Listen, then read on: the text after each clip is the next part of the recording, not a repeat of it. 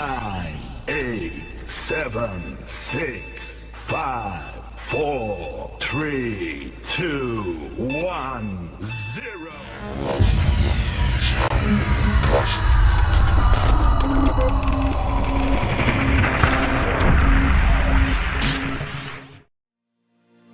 Audio Jungle.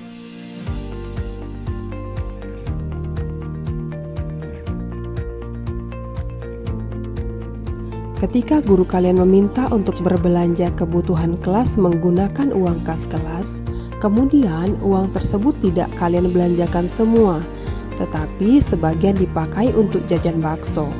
Menurut kalian, apakah itu termasuk perilaku korupsi? Apa sih pengertian korupsi itu? Kita sering sekali mendengar kata korupsi, kolusi, dan nepotisme. Tapi, sudahkah kita tahu apa itu artinya? Lalu, apa itu pendidikan anti korupsi? Seberapa pentingnya sih untuk bangsa Indonesia ini? Mari sama-sama kita simak video ini sampai selesai ya. Yang pertama, kita akan membahas pengertian korupsi, kolusi, dan nepotisme atau KKN. Dalam Kamus Besar Bahasa Indonesia tahun 2000 dan Kamus Hukum tahun 2002, korupsi diartikan sebagai tindak penyelewengan atau penyalahgunaan uang atau barang negara atau milik perusahaan untuk keuntungan pribadi atau orang lain. Sementara menurut Undang-Undang Nomor 20 Tahun 2001, korupsi adalah perbuatan secara melawan hukum dengan maksud memperkaya diri sendiri atau orang lain, perseorangan atau korporasi yang dapat merugikan keuangan atau perekonomian negara. Kolusi merupakan sikap dan perbuatan tidak jujur dengan pemufakatan secara bersama untuk melawan hukum antar penyelenggara negara atau antara penyelenggara dengan pihak lain yang merugikan orang lain, masyarakat, dan negara. Sementara nepotisme berarti lebih memilih saudara atau teman akrab berdasarkan hubungannya, bukan berdasarkan atas kemampuannya. Praktek-praktek korupsi, kolusi, dan nepotisme terjadi di hampir semua daerah di tanah air, di semua level dan di semua segi kehidupan dengan beragam jenis modus dan kompleksitas. Artinya, sifat atau perilaku koruptif ini telah merasuki semua elemen bangsa tanpa mengenal usia, latar belakang, jenis kelamin, ras, dan lain sebagainya. Padahal kita semua tahu bahwa korupsi adalah perilaku yang tidak bermoral. Sebuah ironi, bukan? Muara dari persoalan korupsi adalah hilangnya nilai-nilai anti korupsi itu sendiri, yakni jujur, peduli, mandiri, disiplin, tanggung jawab, kerja keras, sederhana, berani, adil dari dalam diri individu. Apa sih pendidikan anti korupsi itu? Pendidikan anti korupsi secara umum diartikan sebagai pendidikan koreksi budaya yang bertujuan untuk mengenalkan cara berpikir dan nilai-nilai baru kepada peserta didik. Pendidikan anti korupsi dapat dipahami juga sebagai usaha sadar dan sistematis yang diberikan kepada peserta didik berupa pengetahuan, nilai-nilai, sikap, dan keterampilan yang dibutuhkan agar mereka mau dan mampu mencegah dan menghilangkan peluang berkembangnya korupsi. Setiap manusia terlahir dibekali potensi dan sikap positif agar kehadirannya mampu menyelamatkan diri pribadi, keluarga, lingkungan, masyarakat, bangsa, dan negaranya. Itulah fitrah manusia yang diutus Tuhan sebagai rahmat bagi seluruh alam. Fitrah inilah yang membedakan manusia dengan makhluk Tuhan lainnya. Dengan demikian, sebetulnya cikal bakal dan bibit menjadi orang yang berbudaya anti korupsi sudah ada dalam diri manusia. Ki Hajar Dewantara mengungkapkan bahwa pendidikan itu hanya suatu tuntunan di dalam tumbuhnya anak-anak. Maka dari itu, untuk menyelesaikan segala persoalan akibat kelemahan perilaku, tidak ada jalan lain selain menguatkan bibit perilaku baik yang ada dalam diri setiap individu. Dalam kaitan itulah, pendidikan berfungsi sebagai proses untuk memupuk dan menguatkan nilai-nilai yang sudah tertanam dalam diri setiap individu. Kemudian, apa saja tujuan pendidikan anti korupsi? Pendidikan anti korupsi bertujuan membentuk pengetahuan dan pemahaman mengenai berbagai bentuk korupsi dan aspek-aspeknya, merubah persepsi dan sikap kita terhadap korupsi, serta membentuk keterampilan dan kecakapan baru yang dibutuhkan untuk melawan korupsi. Nah, mari kita lihat 9 nilai-nilai anti korupsi.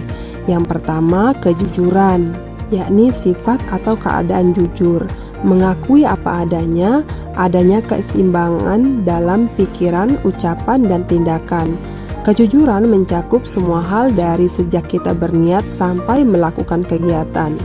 Jika seseorang berkata tidak sesuai dengan kebenaran dan kenyataan atau tidak mengakui suatu hal sesuai dengan yang sebenarnya, bisa dinilai curang, menipu, mungkir, berbohong, dan munafik. Mencontek, memberikan contekan, berbuat curang, dan tidak sportif, serta melindungi teman atau orang lain yang berbuat kesalahan juga termasuk perbuatan tidak jujur atau curang. Maka jujurlah dalam berniat dan bertindak, mulailah dari diri sendiri dan mulailah dari hal-hal kecil, dari bangun tidur hingga kalian tidur lagi. Yang kedua, tanggung jawab, berarti keadaan wajib menanggung segala sesuatunya. Seseorang yang memiliki tanggung jawab akan memiliki kecenderungan menyelesaikan tugas dengan lebih baik. Penerapan nilai tanggung jawab antara lain dapat diwujudkan dalam bentuk belajar dengan sungguh-sungguh, datang tepat waktu, mengerjakan tugas dengan baik, menjaga amanah dan kepercayaan yang diberikan guru, dan lain sebagainya. Yang ketiga, kerja keras, berarti melakukan sesuatu dengan sungguh-sungguh. Kerja keras didasari dengan adanya kemauan.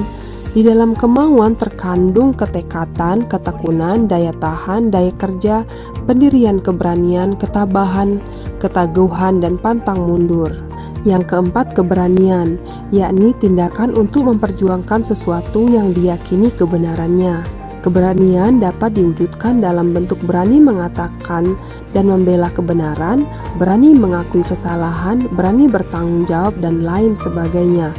Keberanian sangat diperlukan untuk mencapai kesuksesan, dan keberanian akan semakin matang jika diiringi dengan keyakinan, serta keyakinan akan semakin kuat jika pengetahuannya juga kuat. Yang kelima, keadilan, yakni memperlakukan seseorang sesuai dengan kebutuhan dan haknya dengan proporsional dan tidak melanggar hukum. Yang keenam, keterbukaan. Keterbukaan berasal dari kata terbuka, artinya tidak tertutup, tersingkap, dan tidak dirahasiakan. Yang ketujuh, kedisiplinan. Kedisiplinan berasal dari kata disiplin, artinya tata tertib, ketaatan kepada peraturan. Kedisiplinan dapat diwujudkan antara lain dalam bentuk kemampuan mengatur waktu dengan baik, kepatuhan kepada seluruh peraturan dan ketentuan yang berlaku, mengerjakan segala sesuatu dengan tepat waktu, dan fokus pada pekerjaan. Yang kedelapan, kesederhanaan, yakni sikap dan perilaku yang tidak berlebihan terhadap suatu benda, tetapi lebih mementingkan tujuan dan manfaatnya. Dan yang kesembilan, kepedulian, bermakna berperilaku dan memperlakukan orang lain dan lingkungan sekitarnya sehingga bermanfaat bagi semua pihak. Rasa kepedulian dapat dilakukan terhadap lingkungan sekitar dan berbagai hal yang berkembang di dalamnya.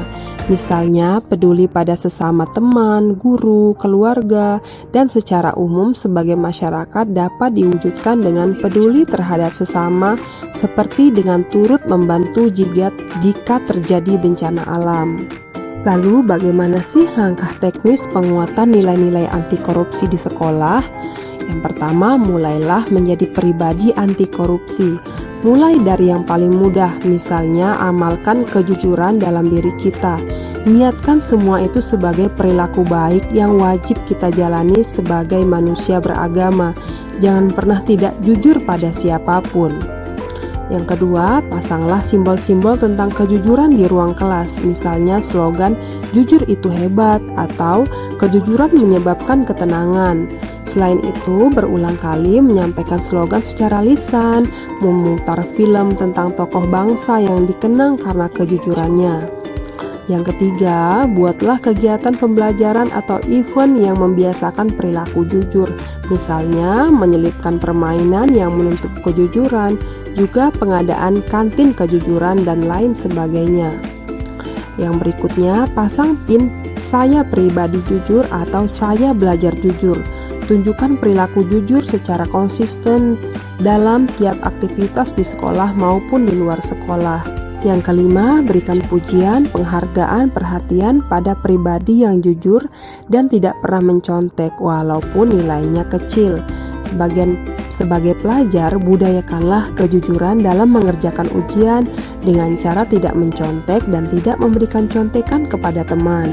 Kesimpulan yang bisa kita ambil dari video ini adalah bahwa dengan pendidikan anti korupsi, maka generasi penerus bangsa akan lebih awal memahami masalah korupsi dan menanamkan nilai-nilai anti korupsi dalam kehidupannya sehari-hari. Mari bagikan video ini sebanyak-banyaknya kepada teman-teman kalian agar kita semua ikut andil dalam mencegah korupsi di negara Indonesia. Demikian penjelasan video kali ini, saya Fitriani.